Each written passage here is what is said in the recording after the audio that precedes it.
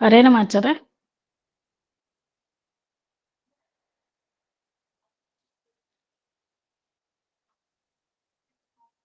ನಮಸ್ಕಾರ ಗುರುಗಳಿಗೆ.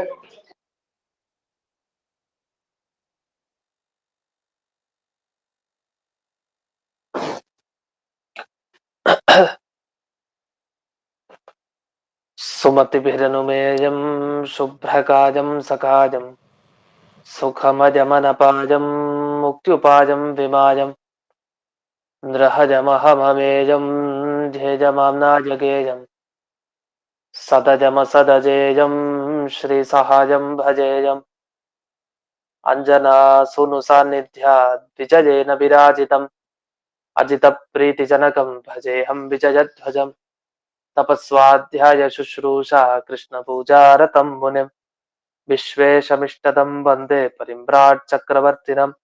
ಶ್ರೀ ಗುರುಭ್ಯೋ ನಮಃ. ಹರಿ ಓಂ. ಜನ್ಮಾದ್ಯಸ್ಯ ಜತೋನ್ಮಯಾದಿತರತಶ್ಚಾರ್ಥೇಷ್ವಭಿಘ್ನಸ್ವರಾಟ್ ತೇನೇ ಬ್ರಹ್ಮ ಹೃದಯ ಆದಿ ಕವಜೆ ಮುಖ್ಯಂತಿ ಯಂ ಸೂರಜಃ ತೇಜೋ ವಾರಿಮೃತಾಂ ಯಥಾ ವಿನಿಮಯೋ ಯತ್ರ ತ್ರಿಸರ್ಗೋ ಮೃಷಾ ಧಾಮ್ನಾ ಸ್ವೇನ ಸದಾ ನಿರಸ್ತಕುಹಕಂ ಸತ್ಯಂ ಪರಂ ಧೀಮಹಿ. ಓಂ ಸ್ವಸ್ತ್ಯಸ್ತು ಸತಾಂ ಅಶೇಷ ಸನ್ಮಂಗಲಾನಿ ಭವಂತು. ಸಮ್ಯಕ್ ಶ್ಲೋಕೈಕ ಶ್ರವಣ ಪಠನ ಮಾತ್ರೇಣ ವಕ್ತುಶ್ಚ ಶ್ರೋತೃಣಾಂ ನಿಖಿಲ ಕಲಿಕೃತ ಕಲ್ಮಷ ಅಪನೋದನ ಪಟುತರೆ ಶ್ರೀಮದ್ಭಾಗವತೆ ಮಹಾಪುರಾಣೆ ದ್ವಿತೀಯ ಸ್ಕಂಧೆ ಚತುರ್ಥಾಧ್ಯಾಯೇ ಅದ್ಯ ಕಥಾನುವಾದೆ ಸತಿ ಕಿಂಚಿತ್ ಪೂರ್ವ ಕಥಾನುವಾದಃ. ಈ ಹಿಂದಿನ ಶ್ಲೋಕದಲ್ಲಿ ಅಂದರೆ 20ನೆಯ ಶ್ಲೋಕದಲ್ಲಿ ಭಗವಂತನನ್ನ ನೀನು ಪ್ರಸನ್ನಗೊಳ್ಳು ಅಂತ ಪ್ರಾರ್ಥನೆ ಮಾಡಿದ್ರು. ಅಲ್ಲಿ ಧರಾಪತಿ ಅಂತ ಭಗವಂತನಿಗೆ ಕರೀತಾರೆ. ಯಾಕೆ ಕರೀತಾರೆ ಅನ್ನೋದಕ್ಕೆ ಇಲ್ಲಿ ಅರ್ಥವನ್ನ ವಿಶೇಷವಾಗಿ ಬಿಡಿಸಿದ್ದಾರೆ. ಅರ್ಥವನ್ನ ನೋಡ್ಬೇಕು ಇವತ್ತಿನ ದಿವಸ. ಧರಾಪತಿ ಅಂದ್ರೆ ಏನು? ಧರ ಅಂದ್ರೆ ಭೂದೇವಿ ಅಂತ ಅರ್ಥ. ಭೂದೇವಿಗೆ ಯಾರು ಪತಿ? ಸ್ವಾಮಿನೋ. ಅಂದ್ರೆ ಇಡೀ ಭೂಮಿಯನ್ನ ತಾನು ನೋಡ್ಕೊಳ್ತಾ ಇದ್ದಾನೆ. ಆದ್ರಿಂದ ಅವನಿಗೆ ಧರಾಪತಿ ಅಂತ ಕರೀತಾರೆ.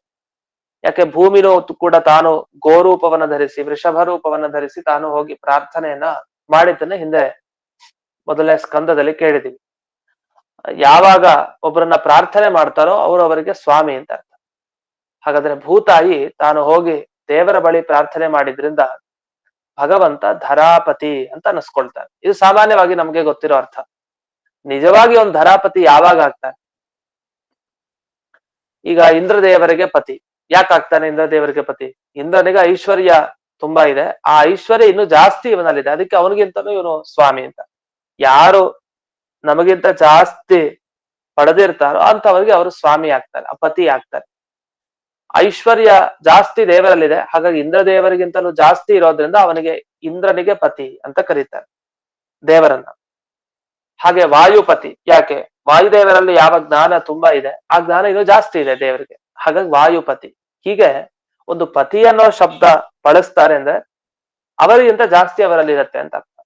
ಈಗ ಧರಾಪತಿ ಅಂದ್ರೆ ಧರ ಅಂದ್ರೆ ಭೂಮಿಯಲ್ಲಿರೋ ಗುಣಗಳೇನಿದೆಯಲ್ಲ ಅದಕ್ಕಿಂತ ಜಾಸ್ತಿ ಗುಣ ದೇವರಲ್ಲಿ ಕಂಡ್ರೆ ಆಗ ಅವನು ಧರಾಪತಿ ಆಗ್ಬೋದು ಅಂತ ಈ ನಿಟ್ಟಿನಲ್ಲಿ ವಿಜಯದತ್ತ ತೀರ್ಥರು ವಿವರಿಸ್ತಾರೆ. ಆದ್ರೆ ಭೂಮಿಯಲ್ಲಿ ಏನಿದೆ? ಭೂಮಿಯಲ್ಲಿ ಕ್ಷಮಾ ಗುಣ ಇದೆ, ಕ್ಷಮಿಸೋ ಗುಣ ಇದೆ. ಭೂತಾಯಿಯ ಮೇಲೆ, ಭೂಮಿ ಮೇಲೆ ನಡೀತಾನೆ ಇದ್ದಾರೆ ಜನ, ನಡೀತಾನೆ ಇದ್ದಾರೆ ನಿರಂತರವಾಗಿ. ಎಲ್ಲ ತುಳಿದುಕೊಂಡು ಹೋಗ್ತಾ ಇದ್ದಾರೆ ಅಂತ ಅರ್ಥ.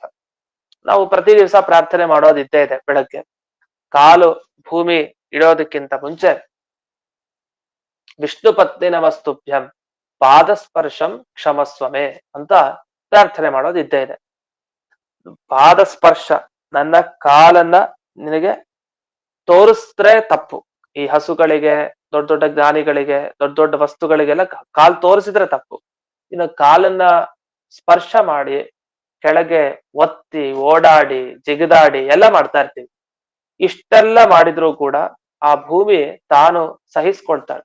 ಯಾರು ತಲೆ ಮೇಲೆಲ್ಲ ಕುಣಿದಾಡಿದ್ರೆ, ತಮ್ಮ ದೇಹದ ಮೇಲೆಲ್ಲ ಕುಣಿದಾಡಿದ್ರೆ ಹಾಗೆ ಇರ್ತಾರೆ, ಯಾರು ತಡ್ಕೊಂಡು ಯಾರು ಇರಲ್ಲ. ಆದ್ರೆ ಭೂದೇವಿ, ಭೂತಾಯಿ ತಾನು ಇಷ್ಟೆಲ್ಲ ಜನರು ಲಕ್ಷ ಲಕ್ಷ ಅನಂತ ಅನಂತ ಲೆಕ್ಕ ಇಲ್ಲ ಅಷ್ಟು ಜನರು ಓಡಾಡ್ತಾ ಇದ್ರು ನಿರಂತರವಾಗಿ. ಬೆಳಗ್ಗೆಯಿಂದ ರಾತ್ರಿ ಓಡಾಡ್ತಾನೆ ಇರ್ತಾರೆ. ಯಾವಾಗಲೂ ಓಡಾಡ್ತಾನೆ ಇರ್ತಾರೆ. ಒಂದು ಪ್ರಾಣಿನಾರು ಓಡಾಡ್ತಾ ಇರುತ್ತೆ ಕನಿಷ್ಠ ಪಕ್ಷ. ಹೀಗೆ ಅಷ್ಟು ಓಡಾಡ್ತಾ ಇದ್ರು. ತಾನು ಸಹಿಸ್ಕೊಂಡು ಕ್ಷಮಾ ಗುಣವನ್ನ ಸಂಪಾದನೆ ಮಾಡ್ಕೊಂಡಿರೋಳು ಧರಾದೇವಿ. ಅವಳಷ್ಟು ಕ್ಷಮೆಯನ್ನ ಯಾರು ಮಾಡ್ಲಿಕ್ಕೆ ಸಾಧ್ಯ, ತೋರಿಸ್ಲಿಕ್ಕೆ ಸಾಧ್ಯ? ಅಷ್ಟು ಕ್ಷಮಾ ಗುಣವನ್ನ ಭೂದೇವಿ ತಾನು ಧರಿಸಿದಾಳ ಕ್ಷಮಾ ಗುಣವನ್ನ. ಹಾಗಾದ್ರೆ ಅವಳಿಗಿಂತ ಇನ್ಯಾರು ಕೂಡ ಕ್ಷಮೆಯನ್ನ ತೋರೋರು ದೊಡ್ಡವ್ರು ಯಾರು ಸಿಗೋದೇ ಇಲ್ಲ. ಆ ರೀತಿ ಅನ್ಸತ್ತೆ ನಮಗೆ. ಆದ್ರೆ ಹಾಗಲ್ಲ. ಅವಳಿಗಿಂತಲೂ ಕೂಡ ಜಾಸ್ತಿ ಕ್ಷಮಾ ಗುಣ ಪಡೆದಿರೋರು ಯಾರು ಅಂದ್ರೆ ಅದು ದೇವರಂತೆ. ಭೂದೇವಿಗಿಂತ ಜಾಸ್ತಿ ಕ್ಷಮಾಗುಣ ದೇವರಲ್ಲಿದೆ. ಯಾಕೆ? ಆ ಭೂದೇವಿ ಭೂಮಿ ಏನಿದೆಯಲ್ಲ, ಆ ಭೂಮಿ ಹಾಗೆ ನಿನ್ಲಿಕ್ ಸಾಧ್ಯನಾ? ಆ ಭೂಮಿಯನ್ನು ಹೊತ್ಕೊಳ್ಳೋರ್ ಬೇಕಲ್ಲ. ಆ ಹೊತ್ಕೊಂಡಿದ್ದು ಹೊತ್ಕೊಂಡಿದ್ದು ಭಗವಂತ. ಅವನು ತನ್ನ ಕೂರ್ಮ ರೂಪದಿಂದ, ವಿಷ್ಣು ಕೂರ್ಮ, 2 ವಿಷ್ಣು ಕೂರ್ಮ ಏನಿದೆ, ಆ ವಿಷ್ಣು ಕೂರ್ಮದ ಒಂದು ಬ್ರಹ್ಮಾಂಡದ ಹೊರಗಡೆ, ಒಂದು ಬ್ರಹ್ಮಾಂಡದ ಒಳಗಡೆ, ನೀರಿನ ಒಳಗಡೆ ಇರತ್ತೆ ಆ ವಿಷ್ಣು ಕೂರ್ಮ. ಆಮೇಲೆ ಅಲ್ಲಿ ವಾಯುಕೂರ್ಮ, ಶೇಷದೇವರು, ಅದನ್ನ ಶೇಷಕೊಂಡು ಅದೆಲ್ಲ ಮುಂದಕ್ಕಿದೆ, ಅದಿರ್ಲಿ. ಆದ್ರೆ ಇಡೀ ಸಮಗ್ರ ಭೂಮಂಡಲ ಏನಿದೆ, ಭೂಮಿ ಜೊತೆಗೆ ಇಡೀ ಭೂಮಂಡಲ ಏನಿದೆ ಪೂರ್ಣ, ಎಲ್ಲವನ್ನು ಧರಿಸಿರೋನ್ ಯಾರು? ಪರಮಾತ್ಮ. ಹಾಗಾದ್ರೆ ಅವನು ಇನ್ನೆಷ್ಟು ಭಾರ ಹೊತ್ಕೊಂಡಿದ್ದಾನೆ, ಅವನು ಇನ್ನೆಷ್ಟು ಕ್ಷಮೆಯನ್ನ ನಮಗೆ ತೋರಿಸ್ತಾ ಇದ್ದಾನೆ. ಈ ನಿಟ್ಟಿನಲ್ಲಿ ಗಮನಿಸಿದಾಗ ಭೂ ದೇವಿಯಲ್ಲಿ ಯಾವ ಈ ಗುಣಗಳಿದೆ, ಕ್ಷಮಾ ಗುಣಗಳೇನಿದೆ, ಇನ್ನೂ ಬೇರೆ ಬೇರೆ ಗುಣಗಳು, ಅದಕ್ಕಿಂತ ಹೆಚ್ಚು ಗುಣ ದೇವರಲ್ಲಿದೆ. ಹಾಗಾಗಿ ಅವನು ನಿಜವಾಗಿ ಧರಾಪತಿ ಆಗ್ತಾನೆ. ಖಂಡಿತ ಅವನನ್ನ ಕರಿಬೇಕು ಈ ಅರ್ಥದಲ್ಲಿ. ಇದು ಒಂದು ಹೇಳಿದ್ರು. ಕ್ಷಮಾ ಗುಣ ನಿಧಿತ್ವೇನ, ಕ್ಷಮಾ ಗುಣ ನಿಧಿ ಪರಮಾತ್ಮ, ಕ್ಷಮಾ ಗುಣ ಸಮುದ್ರ ಅವನು. ಹಾಗಾಗಿ ಅವನನ್ನ ಧರಾಪತಿ ಅಂತ ಕರೆದಿದ್ದು ಸರಿ ಇದೆ ಅಂತ. ಅಷ್ಟೇ ಅಲ್ಲ, ಭೂಮಿ ಮೇಲೆ ಎಷ್ಟು ಜನ ಓಡಾಡ್ತಾರೆ, ಬಹುಜನ ಆಶ್ರಯ, ತುಂಬಾ ಜನ ಓಡಾಡ್ತಾ ಇರ್ತಾರೆ. ಅಂದ್ರೆ ತುಂಬಾ ಜನರನ್ನ ಧರಿಸ್ತಾಳೆ ಭೂತಾಯಿ. ಹಾಗಾಗಿ ಧರ ಅಂತ ಅವಳಿಗೆ ಕರೀತಾರೆ. ಧರಿಸ್ತಾಳೆ, ಆದ್ರಿಂದ ಧರ ಅಂತ. ದೇವರೇನ್ ಧರಿಸಲ್ವಾ? ದೇವರು ಅಂತರ್ಬಹಿಷ್ಠ ತತ್ಸರ್ವಂ ವ್ಯಾಪ್ಯ ನಾರಾಯಣ, ಒಳಗಡೆ ಹೊರಗಡೆ ಎಲ್ಲಾ ಕಡೆ ಇದ್ದಾನೆ ದೇವರು. ಎಲ್ಲಾ ಕಡೆ ಇದ್ದು ಎಲ್ಲರನ್ನೂ ಧರಿಸ್ತಾನೆ ದೇವರು. ಹಾಗಾಗಿ ನಿಜವಾಗಿ ಆ ಧರಾದೇವಿಯನ್ನೂ ಧಾರಣೆ ಮಾಡ್ತಾನ. ಆದ್ರಿಂದ ನಿಜವಾದ ಧಾರಣೆ ಮಾಡೋನು, ಧರ ಅಂತ ಅನ್ನಿಸ್ಕೊಳ್ಳೋನ ದೇವರು. ಹಾಗಾಗಿ ಧರಾಪತಿ ಅಂತ ದೇವರನ್ನ ಕರೆಯೋದು ಅತ್ಯಂತ ಸೂಕ್ತ ಅಂತ ಇಲ್ಲಿ ವಿಜಯಧ್ವಜ ತೀರ್ಥರು ತಾವು ಸಮರ್ಥನೆ ಮಾಡಿದ್ದಾರೆ. ಇದಾದ್ಮೇಲೆ ಇನ್ನೊಂದು ವಿಷಯಕ್ಕೆ ಬರ್ತಾರೆ. ಯಾವ್ದಿದು? ಯಜ್ಞ ಪತಿ ಅಂತ ಒಂದು ಶಬ್ದ ಹಾಕಿದ್ರು. ಧರಾಪತಿ ಆಯ್ತು, ಯಜ್ಞಪತಿ ಹೇಗಾದ ದೇವರು ಅಂತ. ಯಜ್ಞ ಅಂದ್ರೆ ಹೋಮ ಮಾಡ್ತೀವಿ, ಯಾಗ ಮಾಡ್ತೀವಿ, ಎಲ್ಲ ಮಾಡ್ತೀವಿ. ಈ ಯಾಗ ಹೋಮ ಇತ್ಯಾದಿಗಳ ಆಚರಣೆ ಏನ್ ಮಾಡ್ತೀವಿ, ಇದಕ್ಕೆಲ್ಲ ಸ್ವಾಮಿ ಅವನು ಅಂದ್ರೆ ಏನ್ ಅರ್ಥ ಅಂತ ಪ್ರಶ್ನೆ. ಅದಕ್ಕೇನರ್ಥ ಅಂದ್ರೆ, ಯಾಗ ಮಾಡ್ಬೇಕಾದ್ರೆ, ಹೋಮ ಮಾಡ್ಬೇಕಾದ್ರೆ ನಮ್ಮ ಇಂದ್ರಿಯಗಳೆಲ್ಲ ಸರಿಯಾಗಿ ಕೆಲಸ ಮಾಡ್ಬೇಕು. ಮನಸ್ಸು, ಕೈ, ಕಾಲು, ಕಣ್ಣು ಎಲ್ಲ, ಅದೆಲ್ಲ ಸರಿಯಾಗಿ ವ್ಯಾಪಾರ ನಡೀತಾ ಇತ್ತು ಅಂದ್ರೆ ಆಗ ಯಾಗ ಪೂರ್ಣ ಆಗತ್ತೆ. ಇಲ್ಲ, ಯಾಗ ಮಾಡ್ತಾ ಇದ್ವಿ, ಮಧ್ಯಕ್ಕೇನೋ ಆಯ್ತು, ಅವ್ರು ಮೂರ್ಛೆ ತಪ್ಪಿದ್ದು ಹೋದ, ಅಥವಾ ಮನಸ್ಸು ಇನ್ನೆಲ್ಲೋ ಇತ್ತು, ಆ ಫಲ ಸಿಗ್ಬೇಕಲ್ಲ, ಚೂರಾರು ಆ ಯಾಗದಲ್ಲಿ ಮನಸ್ಸು ಬರ್ಬೇಕಲ್ಲ. ಹಾಗೆ ಕೈ ಕಾಲು ಸರಿಯಾಗಿರ್ಬೇಕು. ಕೈಯಿಂದ ಆಹುತಿಯನ್ನ ಹಾಕ್ತಾ ಇರ್ಬೇಕು ಸರಿಗೆ. ಇಲ್ಲ ಒಂದ್ ಯಾವ್ದೋ ಆಹುತಿ ತಪ್ಪೋಯ್ತು, ಹೀಗೆಲ್ಲ ಆಗ್ತಾ ಇರುತ್ತೆ, ಏನೋ ಒಂದು ಆಗ್ತಾ ಇರುತ್ತೆ ಎಡವಟ್ಟುಗಳು. ಇಷ್ಟಾದ್ರೂ ಕೂಡ ನಾವು ಮಾಡಿದ ಯಾಗದ ಫಲ ಅವನು ಕೊಡ್ತಾನೆ. ಅಂದ್ಮೇಲೆ ಅವನು ಯಜ್ಞ ಸ್ವಾಮಿ ಖಂಡಿತ ಆಗ್ತಾನೆ ದೇವ್ರು, ಯಜ್ಞಪತಿ ಅವನು. ಯಾಕಂದ್ರೆ ನಾವು ಮಾಡೋ ಯಜ್ಞ ಅದು ಒಳ್ಳೆ ಫಲ ಕೊಡತ್ ನಿಜ. ಆದ್ರೆ ನಾವು ಎಡವಟ್ಟುಗಳು ಮಾಡ್ದಾಗ್ಲೂ ಆ ಯಜ್ಞದಿಂದ ಫಲವನ್ನ ದೊರಕಿಸ್ಕೊಡ್ತಾನಲ್ಲ ಆ ದೇವರು, ಅದಕ್ಕೆ ಅವನು ಯಜ್ಞಪತಿ ಅಂತ ಅವನನ್ನ ಕರೀತಾರೆ. ಅಷ್ಟೇ ಅಲ್ಲ, ದೇಹಾಂತರ ಭೋಗ್ಯ ಫಲಸ್ಯ ದಾತೃತ್ವೇನ. ಈಗ ಯಾಗ ಮಾಡೋ ಉದ್ದೇಶ ಏನು? ಈಗಲೇ ಫಲ ಸಿಗಬೇಕು, ಸರಿ, ಫಲ ಸಿಕ್ತು, ಅದು ಸರಿ.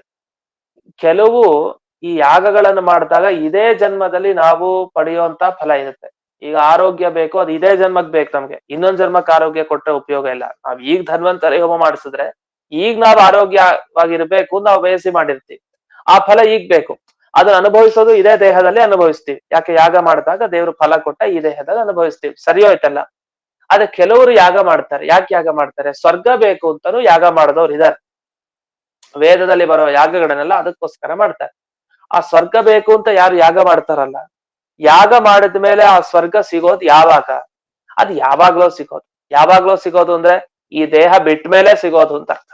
ಹಾಗಾದ್ರೆ ಇನ್ನೊಂದು ದೇಹ ಸಿಕ್ಕದ ಮೇಲೆ ಆ ಸ್ವರ್ಗವನ್ನ ಅನುಭವಿಸೋದು ಆ ಜೀವ. ಹಾಗಾದ್ರೆ ಇವತ್ತಿನ ದಿವ್ಸ ಅವನು ಸ್ವರ್ಗ ಬೇಕು ಅಂತ ಯಾವ ಯಾಗ ಮಾಡಿದಾನೆ, ಇದರ ಫಲ ಯಾರು ಕೊಡೋದು ಆಮೇಲೆ? ಇನ್ನೊಂದು ದೇಹಕ್ಕೆ ಹೋಗಿರ್ತಾನೆ, ಯಾರು ಕೊಡೋದು ಆ ಫಲ? ದೇವರೇ ಕೊಡೋದು. ಆ ಯಾಗದ ಫಲವನ್ನೆಲ್ಲ ದೇವರೇ ತಾನು ಮುಂದಕ್ಕೆ ಕೊಡ್ತಾನೆ. ಇಷ್ಟೆಲ್ಲ ಇದ್ಮೇಲೆ ಅವನು ನಿಜವಾಗಿ ಯಜ್ಞ ಪತಿ ಅವನೇ. ಯಜ್ಞ ಕಾಪಾಡ್ಕೊಳ್ತಾನೆ.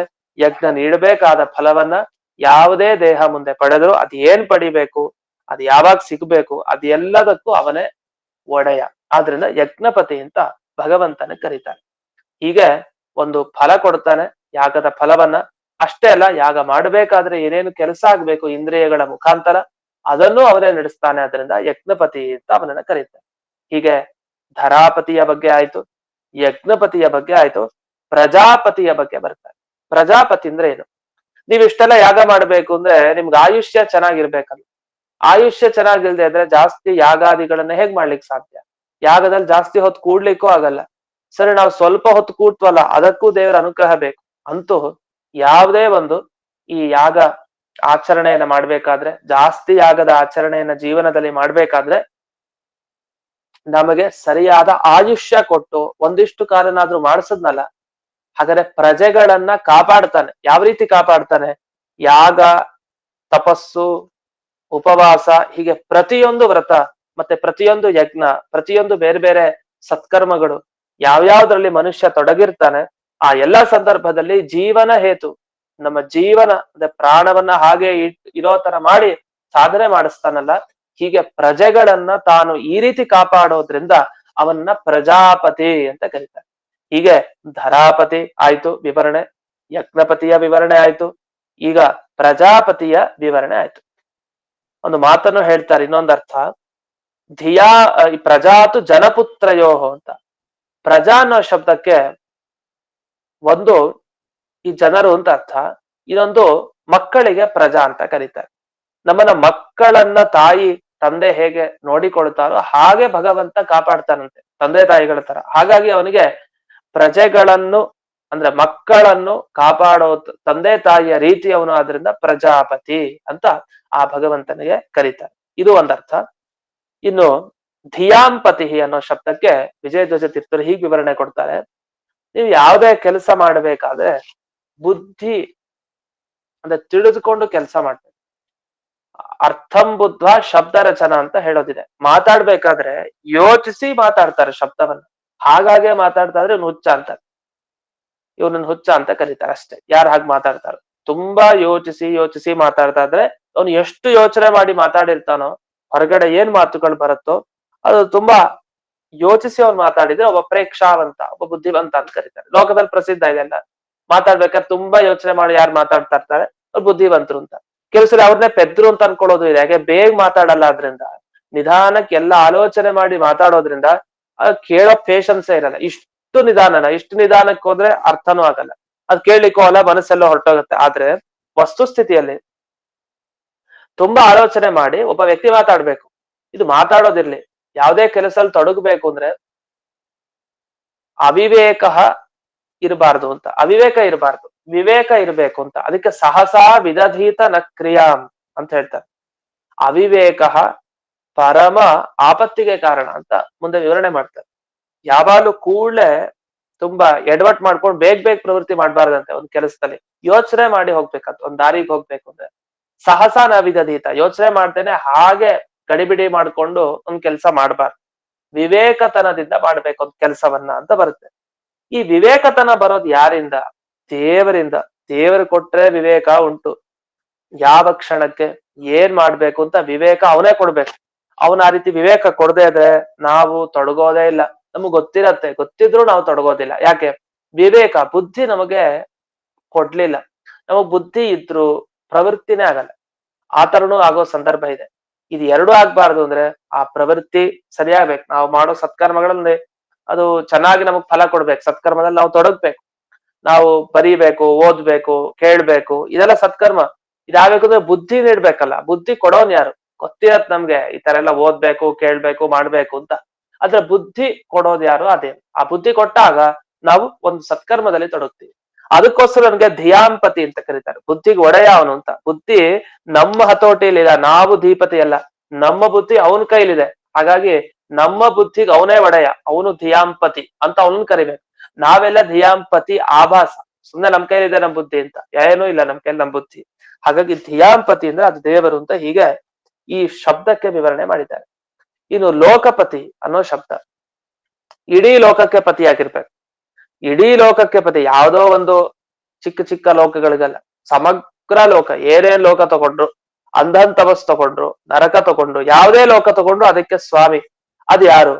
ಅಂತರ್ಬಹಿಷ್ಠ ತತ್ಸರಂ, ಎಲ್ಲರ ಒಳಗಡೆ ಎಲ್ಲದರ ಹೊರಗಡೆ ಇರೋ ಆ ದೇವರೇ ಅಧಿಪತಿ ಆಗ್ಲಿಕ್ಕೆ ಸಾಧ್ಯ. ಹೀಗೆ ಈ ಲೋಕಪತಿ ಅನ್ನೋದನ್ನು ಕೂಡ ಭಗವಂತನಿಗೆ ಅನ್ವಯಿಸ್ಬೇಕು.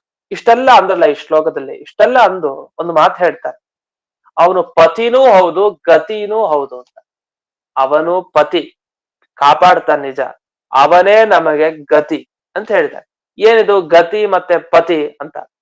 ಗತಿ ಅಂದ್ರೆ ನಾವು ಪಡಿಬೇಕಾಗಿದ್ದು ಅವನನ್ನೇ, ಅವನು ನಮ್ಮನ್ನ ನೋಡ್ಕೊಳ್ತಾನೆ ನಿಜ, ಅವನು ನಮಗೆ ಏನೋ ಫಲ ಕೊಡ್ಲಿಕ್ಕೋಸ್ಕರ ಅವನು ತಾನು ಕೆಲಸ ಮಾಡೋದಲ್ಲ, ಅವನನ್ನ ಪಡಿಲಿಕ್ಕೋಸ್ಕರ ಅವನೇ ನಮ್ಮನ್ನ ಕಾಪಾಡಿ ಅವನೇ ತನ್ನ ಹತ್ರ ತಗೊಳ್ತಾನೆ. ಭಕ್ತನಾಗಿದ್ರೆ, ಯೋಗ್ಯತೆ ಇದ್ರೆ, ಅವನು ಸತ್ಕರ್ಮಾಚರಣೆ ಕರ್ಮಗಳನ್ನ ಮಾಡಿದ್ರೆ, ಆ ಯೋಗ್ಯತೆಯನ್ನು ಸಂಪಾದನೆ ಮಾಡ್ಕೊಂಡಿದ್ರೆ. ಹೀಗೆ ಗತಿನೂ ಹೌದೇ, ಗತಿನೂ ಅವನೇ ಹೌದು, ಪತಿನೂ ಅವನೇ ಹೌದು. ಹೀಗೆ ಎರಡು ಶಬ್ದ ಹಾಕ್ತಾರೆ. ಯಾಕೆ ಇದರಿಂದ ಏನ್ ತೋರಿಸ್ತಾ ಇದ್ದಾರೆ ಅಂದ್ರೆ, ಭಕ್ತ ವಾತ್ಸಲ್ಯ ಅತಿಶಯ. ಭಕ್ತರನ್ನ ಕಂಡ್ರೆ ತುಂಬಾ ಪ್ರೀತಿ ಇದೆ, ತುಂಬಾ ಪ್ರೀತಿ ಭಗವಂತನಿಗೆ. ಅದ್ ಎಷ್ಟು ಪ್ರೀತಿ ಇದೆ, ಅವನೇ ನೋಡ್ಕೊಳ್ತಾನೆ, ತನ್ನನ್ನ ಪಡಿಲಿಕ್ಕೆ ಅವನೇ ನೋಡ್ಕೊಳ್ತಾನೆ. ಯಾರಾದ್ರೂ ತಮ್ಮನ್ನ ಪಡಿಲಿಕ್ಕೆ, ತಮ್ಮ ಹತ್ರ ಬರ್ಲಿಕ್ಕೆ ತಾವೇ ಆಗಿ ನೋಡ್ಕೊಳ್ತಾರೆ. ಅವ್ರು ಏನಾದ್ರು ಮಾಡಿದ್ರೆ ಅದರ ಫಲವಾಗಿ ನಾವು ಸಿಗ್ತೀವಿ ಅವ್ರಿಗಷ್ಟೇ. ಆದ್ರೆ ದೇವ್ರ ಹಾಗಲ್ಲ, ನನ್ನನ್ನು ಈ ಭಕ್ತರೆಲ್ಲ ಪಡಿಬೇಕು, ಮೋಕ್ಷಕ್ ಬರ್ಬೇಕು, ನನ್ನನ್ನು ಹೊಂದಬೇಕು, ನನ್ನ ಅನುಗ್ರಹ ಇವ್ರು ಪಡಿಬೇಕು, ನಾನೇ ನೋಡ್ಕೊಳ್ತೀನಿ ಅಂತ ಅವರ ಪ್ರತಿಯೊಂದು ಚೇಷ್ಟೆಗಳು, ಅವರ ಪ್ರತಿಯೊಂದು ಕರ್ಮಗಳು ಏನೇನ್ ಮಾಡ್ತಾ ಇದ್ದಾರೆ ಅದೆಲ್ಲ ಯೋಗ್ಯತೆಗೆ ತಕ್ಕ ಹಾಗೆ ಅವರವರಿಗೆ ತಕ್ಕ ಹಾಗೆ ಫಲ ಕೊಟ್ಟು, ತಾನೇ ಅವರ ರಕ್ಷಣೆ ಮಾಡಿ, ಕೊನೆಗೆ ತನ್ನನ್ನೇ ಅವರೆಲ್ಲ ಪಡೆಯುವಂತೆ ತಾನೇ ಮಾಡ್ತಾರೆ. ಇಷ್ಟು ಕೃಪೆ ಯಾರು ತೋರಿಸ್ತಾರೆ? ಅದನ್ನ ಭಕ್ತ ವಾತ್ಸಲ್ಯ ಅತಿಶಯ, ತುಂಬಾ ಭಕ್ತರ ಮೇಲೆ ಪ್ರೀತಿ ಇದೆ ದೇವರಿಗೆ ಅಂತ ಇದರಿಂದ ಪತಿ ಮತ್ತೆ ಗತಿ, ಪತಿಯೂ ಅವನೇ ಗತಿಯೂ ಅವನೇ ಅನ್ನೋದ್ರಿಂದ ತಿಳಿಸಿದ್ದಾರೆ. ಇದು ಇನ್ನೊಂದು ಮಾತು, ಅಲ್ಲ ಈಗ ಇವನೆಲ್ಲ ಪತಿ ಆಗ್ಬೇಕು ಅಂತ ವಸ್ತುತ ಅವನಿಗೇನ ಅಪೇಕ್ಷೆನೇ ಇಲ್ಲ. ದೇವ್ರಿಗೆ ಯಾಕೆ ಅಪೇಕ್ಷೆ? ಅವ್ನ್ ಯಾಕೆ ನೋಡ್ಕೊಳ್ಬೇಕು? ಅವನ್ ಪಾಡಿಗೆ ಆರಾಮ್ ಇರ್ಬೋದು, ನಿರಪೇಕ್ಷ, ಅವನಿಗೆ ಯಾರ ಅಪೇಕ್ಷೆನೂ ಇಲ್ಲ. ಅಷ್ಟೇ ಅಲ್ಲ, ಅವನು ನನ್ನನ್ನ ಒಂದಿಷ್ಟು ಜನ ಹೊಗಳಬೇಕು ಅಂತ ಅವನಿಗೆ ಅಪೇಕ್ಷೆ ಇಲ್ಲ. ದೇವರಿಗೆ ಸತಾಂ ಸ್ವಾಮಿತ್ವ ಅಪೇಕ್ಷೆ ಅಂತಾರೆ. ಅವ್ರು ಒಂದಿಷ್ಟು ಜನ ಬಂದ್ ನಂಗೆ ನಮಸ್ಕಾರ ಮಾಡ್ಬೇಕು ಅಂತ ದೇವರಿಗೆ ಏನ್ ಅಪೇಕ್ಷೆ ಇಲ್ಲ. ದೇವರಿಗೆ ಆತರ ಅವ್ನು ಯಾವ್ದು ಬೇಕಾಗಿಲ್ಲ, ಅವ್ನು ಆರಾಮಾಗಿ ಆನಂದ ಭರಿತವಾಗಿ ಅವ್ನು ಇದ್ದಾನೆ. ಅಷ್ಟಾದ್ರೂ ಅವನು ಯಾಕೆ ಬಂದ್ ಅನುಗ್ರಹ ಮಾಡ್ಬೇಕು ಅಂದ್ರೆ, ಅದು ಸಾತ್ವಿಕರನ್ನು ನೋಡಿದ್ರೆ ಕರಗ್ತಾನಂತೆ ದೇವರು, ಸತಾಂಪತಿ. ಹಾಗಾಗಿ ಅವನಾಗೆ ಬರ್ತಾನೆ ಅಷ್ಟೇ ಹೊರತು ವಾಸ್ತವಿಕವಾಗಿ ಅವನಿಗೆ ಯಾವುದರ ಅಪೇಕ್ಷೆನೂ ಇಲ್ಲ ಅಂತ. ಇಷ್ಟು ವಿಜಯಧ್ವಜ ತೀರ್ಥರು ಆ ಶ್ಲೋಕಕ್ಕೆ ಸುಂದರವಾಗಿ ವಿವರಣೆ ಕೊಟ್ಟಿದ್ದಾರೆ. ಪ್ರತಿಯೊಂದು ಶಬ್ದವನ್ನ ಎಳೆ ಎಳೆಯಾಗಿ ಬಿಡಿಸಿ ಬಿಡಿಸಿ ವಿವರಿಸಿದ್ದಾರೆ. ಅದನ್ನ ತುಂಬಾ ಗಂಭೀರವಾಗಿ ಅವರೊಂದು ಶಬ್ದ ಹಾಕ್ತಾರೆ. ಅದರ ವಿವರಣೆಯನ್ನು ನಾವು ಈ ರೀತಿ ನೋಡ್ಬೇಕು. ಇನ್ನು ಯಾದುಪತ್ಯದ ವಿವರಣೆ ನೆನ್ನೆ ದಿವಸ ನೋಡಿದ್ವಿ. ಅಲ್ಲಿ ರುಕ್ಮಿಣಿ ಸತ್ಯಭಾಮಾಪತಿ ಅಂತ ಅರ್ಥ, ಮತ್ತೆ ಈ ಅನಿರುದ್ಧಾದಿರೂಪೇಣ ಶ್ರೀಪದೋಪಲಕ್ಷಿತ ಸಕಲ ತತ್ವಪತಿತ್ವ, ಇನ್ನೊಂದು ಹೊಸ ಅರ್ಥ ಹೇಳಿದ್ರು ಅಲ್ಲಿ ಯಾದುಪತ್ಯದಲ್ಲಿ, ನೆನ್ನೆ ದಿವಸ ಹೇಳಿರ್ಲಿಲ್ಲ. ಅಲ್ಲಿ ಪತಿ ಅಂತ ಬಂದ್ರೆ ಅದು ಕೂಡ ತತ್ವಪತಿ ಅಂತ ತಗೊಳ್ಬೇಕಂತೆ. ತತ್ವಪತಿ ಅಂತಂದ್ರೆ ಈಗ ಪ್ರಜಾಪತಿ ಅಂತ ಬಂತು. ಪ್ರಜಾಪತಿ ಅಂದ್ರೆ ಏನರ್ಥ? ಅದಕ್ಕೆ ಹೇಳ್ತಾರ ಅರ್ಥ ಅಲ್ಲಿ, ತಾಪಸಾದಿ ಮನುರೂಪೇಣ ಪ್ರಜಾಪತಿತ್ವ, ತಾಪಸ ಮನು, ಹೀಗೆ ಅನೇಕ ತಾನು ಮನುಗಳ ಒಳಗಡೆ ಇದ್ದು ತಾನೇ ನೇರವಾಗಿ ಅವತಾರ ಮಾಡಿ, ಮನು ತಾನೇ ನೇರವಾಗಿ ಆಗಿ ತಾನೇ ಕಾಪಾಡಿದ್ದು ಉಂಟು. ತಾಪಸ ಮನ್ವಂತರ, ಈಗೆಲ್ಲ ವೈವಸ್ವತ ಮನ್ವಂತರದಲ್ಲಿ ಇದೆ. ಆತರ ತಾಪಸ ಮನ್ವಂತರ, ಹಲವು ಮನ್ವಂತರಗಳಿದೆ. ಆ ಎಲ್ಲ ಮನ್ವಂತರಗಳಲ್ಲಿ ಅಧಿಪತಿಗಳಲ್ಲಿ ತಾನೇ ಇದ್ದು, ಕೆಲವು ಮನ್ವಂತರಗಳಲ್ಲಿ ತಾನೇ ಬಂದು ಕಾಪಾಡಿದ್ದು ಉಂಟು. ಅಂತ ಭಗವಂತ ತಾನು ನಿಜವಾಗಿ ಪ್ರಜಾಪತಿ. ಯಾಕೆ ಪ್ರತಿ ಮನ್ವಂತರದಲ್ಲೂ ಅವ್ನು ಕಾಪಾಡ್ತಾ ಇರ್ತಾನೆ, ಪ್ರತಿ ಮನ್ವಂತರದಲ್ಲೂ. ಇನ್ನು ತತ್ವಪತಿ ಅಂತ ಇನ್ನೊಂದು ಅರ್ಥ ಹೇಳಿದ್ದಾರೆ. ಇದು ಯಾಕೆ ಬಂತು ಅಂದ್ರೆ, ಇಲ್ಲಿ ಶ್ರೀಪತಿ ಅಂತ ಬಂತಲ್ಲ, ಶ್ರೀಪತಿ ಅನ್ನೋ ಶಬ್ದಕ್ಕೆ ಹೊಸ ಅರ್ಥ ಹೇಳಿದ್ದಾರೆ. ಶ್ರೀಪತಿ ಅಂದ್ರೆ ಕೇವಲ ಲಕ್ಷ್ಮೀ ದೇವಿಗೆ ಪತಿ ಅಂತ ಅಷ್ಟೇ ಅರ್ಥ ಅಲ್ಲ, ಇನ್ನೊಂದು ಅರ್ಥನೂ ಇದೆ ಶ್ರೀಪತಿ ಅನ್ನೋದಕ್ಕೆ. ಶ್ರೀ ಅಂದ್ರೆ ಶ್ರೀ ತತ್ವ ಅಂದ್ರೆ ಲಕ್ಷ್ಮೀ ತತ್ವ, ಪ್ರಕೃತಿ ತತ್ವ ಅಷ್ಟೇ ತಗೊಳ್ತೀವಿ. ಆದ್ರೆ ಅಷ್ಟೇ ಅಲ್ಲ, ಯಾವ್ಯಾವ ತತ್ವ, ಮಹತ್ತತ್ವ, ಅಹಂಕಾರ ತತ್ವ, ಪಂಚಭೂತಗಳು, ಇಂದ್ರಿಯ ತತ್ವ, ಯಾವ್ದ್ಯಾವ ತತ್ವಗಳಿದೆಯಲ್ಲ ಎಲ್ಲಾ ತತ್ವಕ್ಕೂ ಅವನೇ ಅಭಿಮಾನಿ ದೇವತೆ. ಅದು ಹೇಗ್ ನೋಡ್ಕೊಳ್ತಾನೆ? ಅನಿರುದ್ಧ, ಪ್ರದ್ಯುಮ್ನ, ಸಂಕರ್ಷಣ, ವಾಸುದೇವ, ನಾರಾಯಣ, ಹೀಗೆ ಅನೇಕ ರೂಪಗಳಿಂದ ಪ್ರತಿಯೊಂದು ತತ್ವಗಳನ್ನು ಕೂಡ ತಾನೇ ನೋಡ್ಕೊಳ್ತಾನೆ, ಕಾಪಾಡ್ತಾನೆ. ಹಾಗಾಗಿ ಅವನು ಶ್ರೀಪತಿ ಆಗಿದ್ದಾನೆ ಅನ್ನುವ ವಿಷಯವನ್ನು ಇಲ್ಲಿ ತಿಳಿಸ್ತಾರೆ. ಇದು ಕೊನೆಯದಾಗಿ ಸತಾಂಪತಿ, ಸಜ್ಜನರನ್ನ ಪಾಲನೆ ಮಾಡೋದು ಹೇಗೆ ಅಂದ್ರೆ ಸಾಕ್ಷಾತ್ ಆಗ ಅವನು ಸಜ್ಜನರಿಗೆ ಕಣ್ಣಿಗೆ ಕಾಣಿಸ್ಕೊಂಡು ರಕ್ಷಣೆ ಮಾಡ್ತಾನೆ. ಹೀಗೆ ಸತಾಂಪತಿ ಆಗಿದ್ದಾನೆ, ಸಜ್ಜನ ರಕ್ಷಣೆ ಮಾಡ್ತಾನೆ. ಗತಿ ಅಂದ್ರೆ ಏನು ಅಂತ ಒಂದು ಮಾತು ಹೇಳ್ತಾರೆ, ಚೆನ್ನಾಗಿ ಹೇಳ್ತಾರೆ. ಗತಿ ಅನ್ನೋ ಶಬ್ದಕ್ಕೆ ಹಿಂದೆ ವಿಜಯಧ್ವಜ ತೀರ್ಥರೇನು ಅರ್ಥ ಮಾಡಿದ್ರು, ನಾವು ಅವನ್ ರಕ್ಷಣೆ ಮಾಡೋದು ನಮ್ಮನ್ನ, ನಾವು ಹೊಂದಬೇಕಾಗಿರೋದು ಅವನನ್ನೇ ಅಂತ ಹೀಗೆ ಅರ್ಥ ಮಾಡಿದ್ರು. ಇವ್ರೇನ್ ಅರ್ಥ ಮಾಡ್ತಾರೆ ಅಂದ್ರೆ ಯಾರನ್ನ ಗತಿ ಅಂತ ಕರಿತೀವಿ, ನಾವೆಲ್ಲ ಶರಣಾಗತಿಯನ್ನ ಹೊಂದಬೇಕು, ದೇವರ ಶರಣಾಗತರಾಗಬೇಕು, ಶರಣಾಗತಿಯನ್ನ ಪಡಿಬೇಕು ಅಂತ ಬಳಸೋದಿದೆ. ಶರಣಾಗತಿ ಪಡೆಯೋದು ಅಂದ್ರೆ ಏನು? ಯಾರು ನಮಗ್ ಸಹಾಯ ಮಾಡ್ಲಿಲ್ಲ, ಯಾರು ಇಲ್ಲ ನಮ್ಮ ಹತ್ರ, ಅವನೊಬ್ರೆ ದಾರಿ ತೋರಿಸಿದ್ರೆ ಉಂಟು, ಇಲ್ಲ ಅಂದ್ರೆ ಇಲ್ಲ. ಶರಣಾಗತರಾಗ್ಬೇಕು ದೇವ್ರಿಗೆ, ಎಲ್ಲಿ ಯಾರು ಇಲ್ಲ, ನೀನೇ ಗತಿ ಅಂತ ಹೋಗ್ತೀವಲ್ಲ. ಹಾಗಾದ್ರೆ ಗತಿ ಅಂದ್ರೆ ಏನರ್ಥ? ಅದ್ರ ವಿವರಣೆ ಹೀಗೆ: ಸರ್ವ ಆಪತ್ಸು ರಕ್ಷಕ ಗತಿ. ಯಾರನ್ನ ಗತಿ ಅಂತ ಕರಿಬೇಕು? ನಿಜವಾಗಿ ನಾವ್ ಯಾರನ್ನ ಹೊಂದೋದು ಅಂದ್ರೆ ಯಾವ್ದೇ ಆಪತ್ತು ಬರ್ಲಿ ಒಬ್ಬನೇ ರಕ್ಷಣೆ ಮಾಡ್ಲಿಕ್ಕೆ ಬರ್ತಾನೆ, ಮುಖ್ಯವಾಗಿ ಅವನೊಬ್ಬನೇ ಇರ್ತಾನೆ, ಇನ್ಯಾರು ಬರಲ್ಲ. ಆದ್ರೆ ಎಲ್ಲಾ ತರಹದ ಆಪತ್ತುಗಳಲ್ಲಿ ಒಬ್ಬನೇ ಬಂದು ರಕ್ಷಣೆ ಮಾಡಿ ಯಾರಿರ್ತಾನಲ್ಲ ಅವನಿಗೆ ಗತಿ ಅಂತ ಕರೀತಾರೆ. ಇಂಥ ಗತಿ ಅಂದ್ರೆ ಯಾರು? ಅದು ಪರಮಾತ್ಮ ಮಾತ್ರ.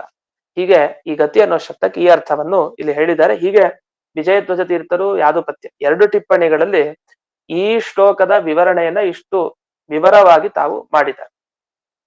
ಇದು ಮುಂದಕ್ಕೆ ಹೋಗೋಣ. ಈಗ 21ನೇ ಶ್ಲೋಕ, ಆ ಶ್ಲೋಕವನ್ನು ನೋಡೋಣ. ಯದಂಘ್ರ್ಯಭಿಧ್ಯಾನ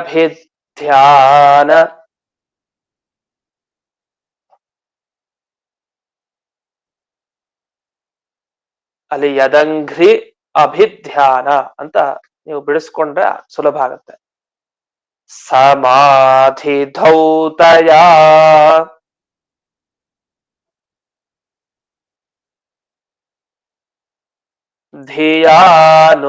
ಧಿಯಾನುಪಶ್ಯಂತಿ ತತ್ವಮಾತ್ಮನಃ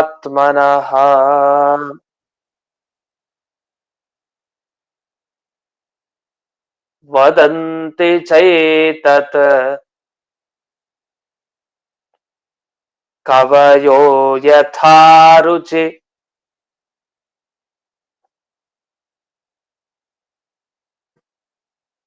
ಇಲ್ಲಿ ಯಥಾರುಚಂ ಅಂತಾನೂ ಇದೆ ಟಿಪ್ಪಣಿಗಳಲ್ಲಿ, ಯಥಾರುಚಿ ಅಂತಾನೂ ಇದೆ.